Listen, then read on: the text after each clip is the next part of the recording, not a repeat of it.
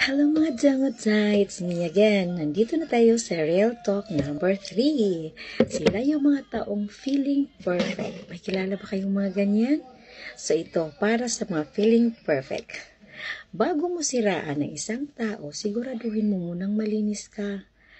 Bago mo ilabas lahat ng baho ng ibang tao pero sarili mong baho, tinatago mo. Bago ka magpasikat, dapat tama at malinis ang iyong paraan.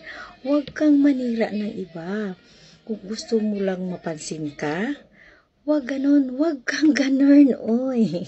O, diba? Yung mga taong feeling perfect, pasikat yan. Gusto kasi nila, sila yung palaging tama. Yes, nandoon na tayo, lahat tayo ay may bad side. Pero yung mga feeling perfect, madalas kasi pinupunan nila yung mga mali ng ibang tao, pero ang sarili nilang mali ay hindi nila nakikita. At isa pa dyan, hindi sila marunong mag-sorry. Hindi rin sila marunong mag-appreciate kung anong bagay na meron sila o anong nagawa mong kabutihan para sa kanila. Kasi para sa kanila, lahat tayo ay mali. Siya lang ang perfect. Diba? Ang galing. Clap-clap naman dyan sa mga taong feeling perfect. Congratulations! So kami, chill lang.